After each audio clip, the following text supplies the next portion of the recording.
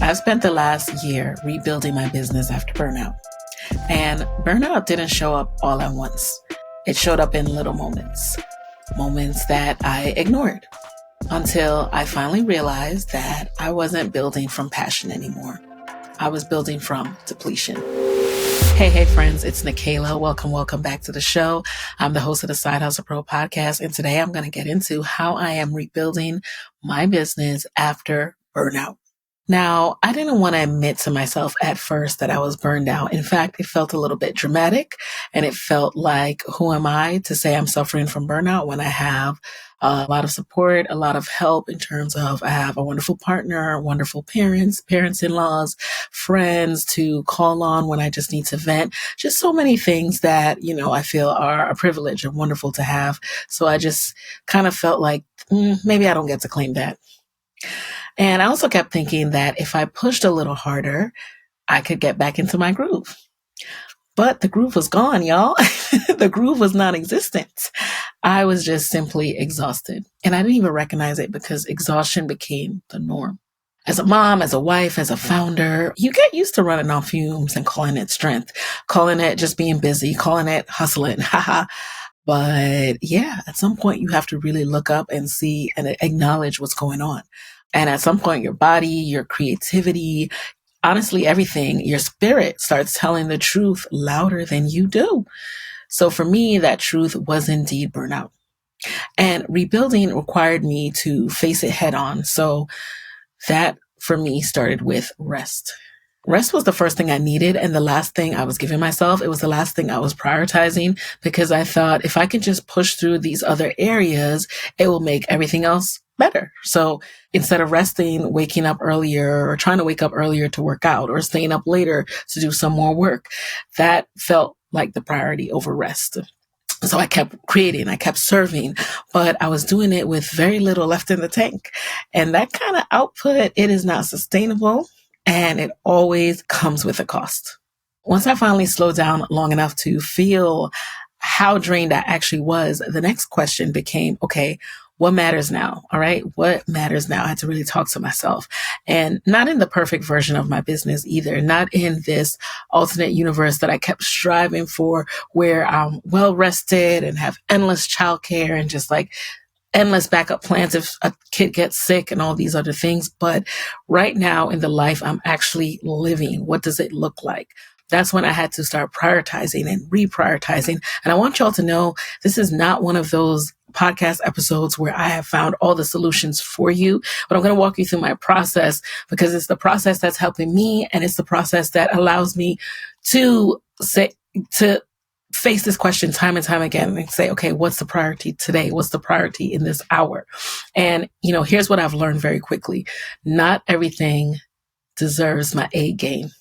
Everything doesn't need perfection. I heard that in a video recently and it was such a good reminder.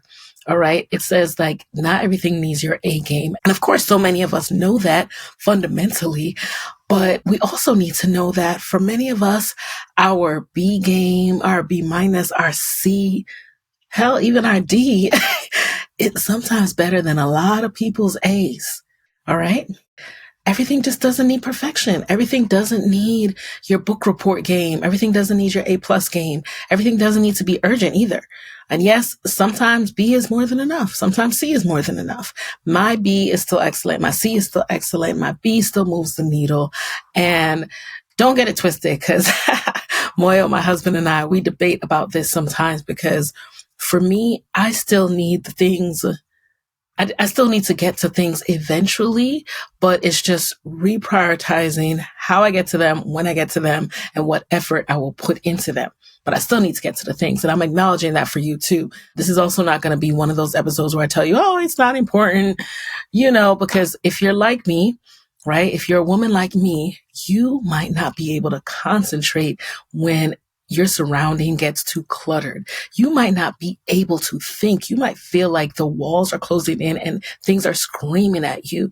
If there are toys everywhere, dishes everywhere, and you can't even concentrate because you're thinking, you're kind of like itching, like I just need to just clear my environment and I'll feel so much better.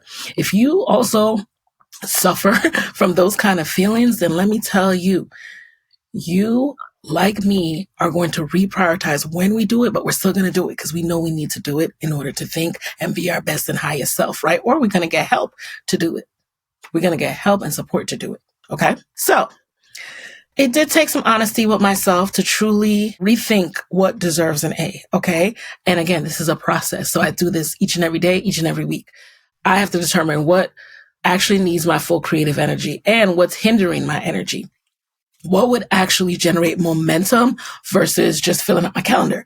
So once I accepted that everything gets the same level of effort, okay, my brain started to unclench a little bit and I didn't feel pulled in 10 directions anymore, but while still acknowledging my needs and still acknowledging like those needs for what I can see will always be there because that's just how I'm wired. Okay. So I could see though what mattered, what didn't, and I could give myself more breathing room to get things done. Because I also realized that I was suffering from just feeling like I needed it all to be done at the same time, and learning to breathe and acknowledge. Sometimes when you tell yourself, okay, I can't do this right now, but I'm going to be able to get to it by Friday and it's going to be okay. Sometimes that also allows your brain to unclench. At least it does for me.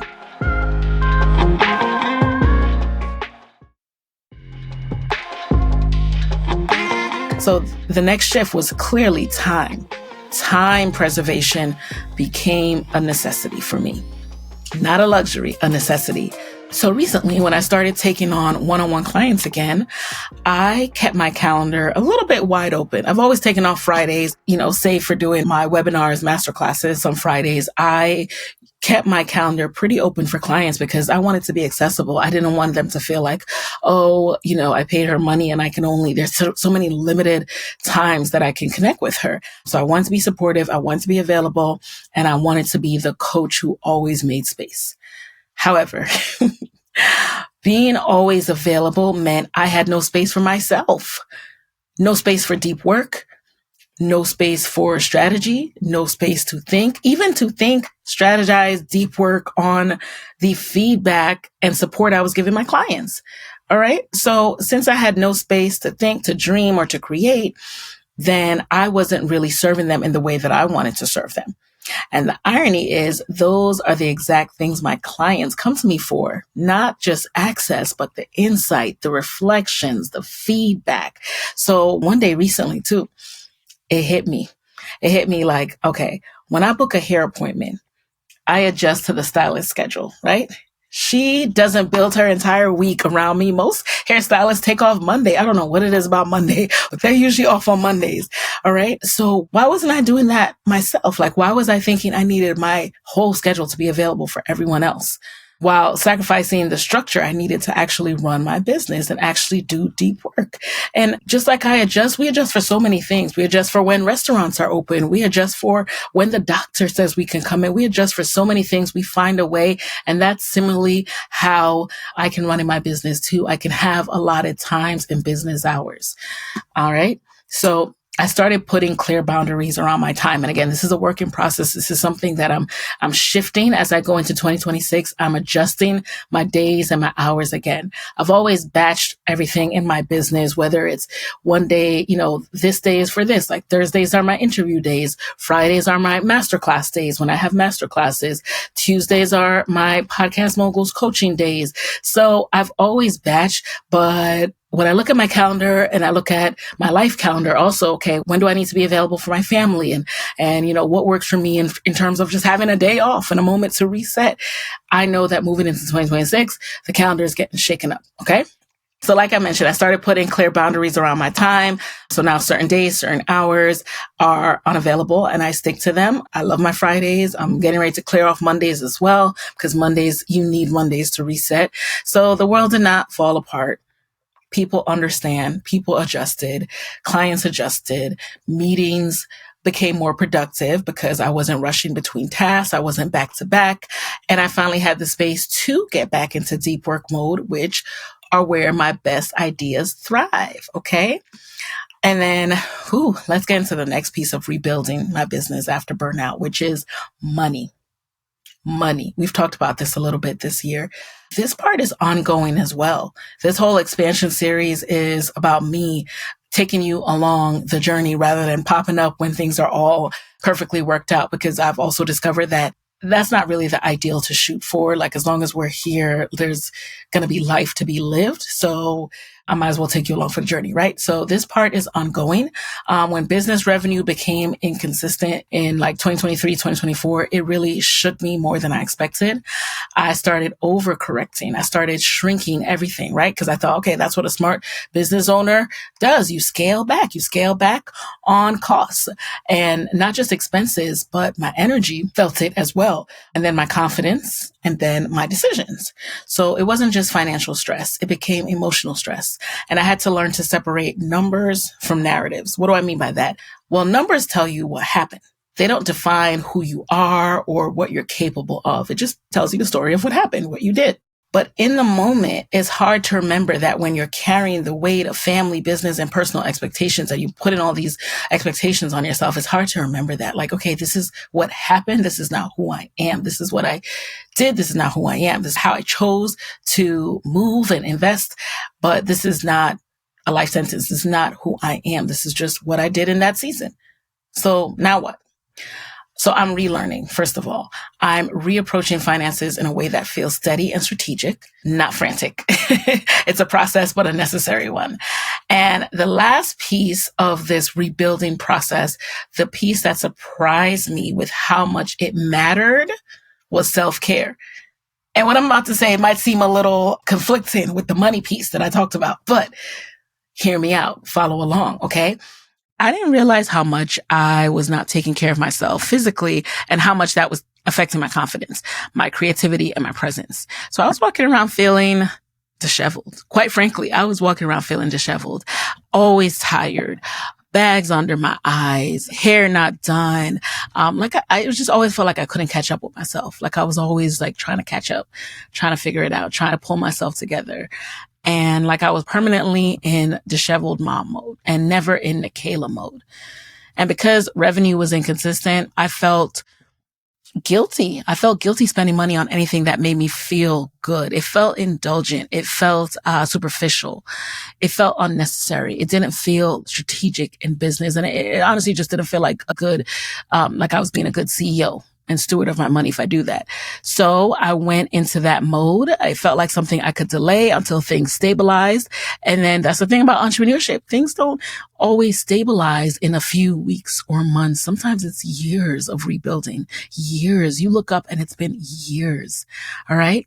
And here's what I realized. If I don't feel good enough to show up in my business, and by the way, my business involves being on camera, even being on the mic requires me to feel internally, even if all the cameras are off, it requires a level of energy from me, a certain mojo from me that I can't fake. And so a lot of times I will keep pushing back recording because that mojo is not there. And what's contributing to the mojo? Not feeling like myself, not feeling good. All right. So if I don't feel good enough to be on camera or record or take photos or show up fully, there's no business. There goes my business, because my business, my media business, is built around content where I am present. And my energy is therefore part of the business model. My presence is part of the business model. My confidence is part of the business model. So I put myself back in the budget. I am a line item. Okay. The hair appointments, the skincare, the clothes that make me feel like myself and not like I'm piecing myself together between school drop-offs, not like I have to scramble to do an on-camera appearance or a speaking engagement, not because appearances solve everything, but because how I feel impacts how I show up. When I feel good, I show up better. Look good, feel good is a real thing, especially for women. When I show up better, my business responds. I literally see the results in my business and in my bank account, my business bank account. Okay. And honestly, I also just deserve to feel like myself again, whether the business responds or not. So rebuilding after burnout hasn't been one big revelation, and it's an ongoing process. It's been a series of small intentional shifts: rest, prioritization, time boundaries, financial honesty, self-care. None of them fix the burnout alone, but together they've helped me come back to myself slowly without forcing it. And that is going to be the Real Rebuild and Expansion Era series and season, y'all. Not going back to how things were because we're not doing that. I love and appreciate 2017 to 2019 Nikayla. I love and appreciate all of those things that startup Nikayla did for the Side Hustle Pro Media brand. But I'm ready to step into 2026 Nikayla, and it's going to be new and it's going to be different. So I, first and foremost, am becoming someone who doesn't abandon herself on the way to her goals. If you are in a similar season, think about the one area you've been avoiding because everything else feels more urgent. For you, it might be that self-care piece. It might be feeling guilty to pour into yourself and spend money and invest in yourself, right? So start there. Don't overwhelm yourself trying to fix everything at once. Start with the part of you that's been the loudest.